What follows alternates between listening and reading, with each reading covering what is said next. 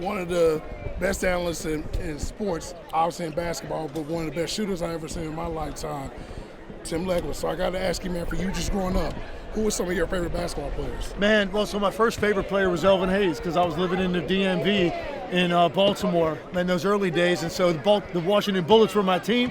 It was Elvin Hayes, and then Larry Bird was a major influence on my career once he got to the league because I was primarily a baseball player prior to Larry Bird's arrival in the league, and I was just kind of starting to feel my way in basketball, and I just was like, man, that was the guy I wanted to try to be like. Unfortunately, I stopped at 6'4". I was never 6'10", so I could not become the next Larry Bird. Hey, man, you became one of the best shooters that we ever seen. I got to ask you on the spot. If I didn't know anything about three-point shooting, right, you've been the three-point shootout champion. If I put you on the spot, the Mount Rushmore three-point shooters, you had to put four on the mountaintop. Who would be your four? Man, I'd probably go Steph Curry, Klay Thompson, Ray Allen, and Reggie Miller. I think that was easy. That's okay. my four guys. I love it, man. You played with some great players during your time, but you said you're a DMV guy, so obviously just driving down the way, you played for the Washington Bullets at one time, right? Exactly. You played with a team that had an interesting concept. You had Juwan Howard, Chris Webber, George Marison, and Rasheed Wallace on that same team. Can you talk about those moments just playing with those guys when they were young, right? Yeah. You were young as well. And the league. We also had Ben Wallace on that team as well. Very early days of Ben Wallace's career, but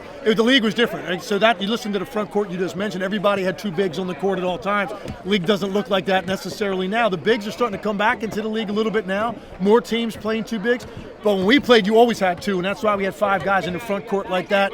And it made my life pretty easy because those guys drew a lot of double teams, which meant kickouts for open threes, and that's kind of why it was a perfect marriage between those front court guys and myself. Cool. Two quick questions, man. So we're almost a year from the Luka trade, right? And I know you're a guy that you spoke about the trade, but just the overall reaction now, man, I'm still kind of like brain lost on trading a guy that's 25 years old, five-time All-NBA guy. Just now looking back at it, how do you feel about that trade now even more? Because it didn't make sense then, and now we're like, wow, it actually happened. I think that trade's going to be talked about 30, 40, 50 years from now. That's literally the impact that a trade like that has. It's just unprecedented to trade a guy with that kind of talent, already very accomplished, had been to a finals, and 25 years old. You just don't do that in this league because it's so difficult to get a talent like that in your building wearing a Mavericks uniform. So I said it at the time, I still feel this way. I think it could go down as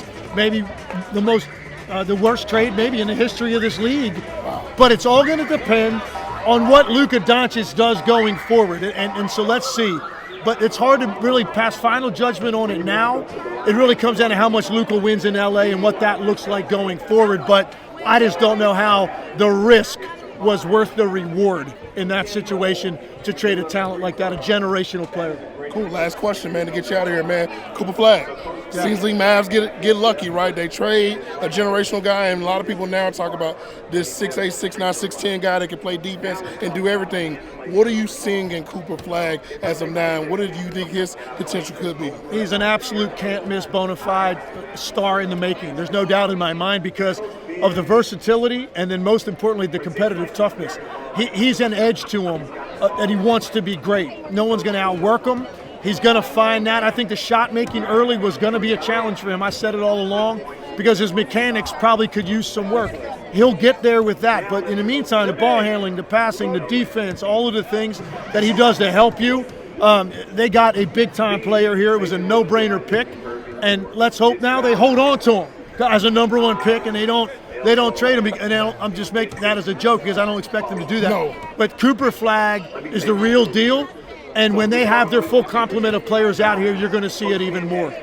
Legs, man, I appreciate your time, man. Thank you for being such a great basketball mind, not only for just the generation that I'm in, which is your generation, but the generation out there. We learn a lot from you. Appreciate your time, brother. Keep doing your thing. Appreciate you, man. Yeah, thanks for having me. Yeah, you got it. Yo, this is Hendo. I appreciate y'all tapping into my content. Be sure to like every video, leave a comment, and subscribe. Peace.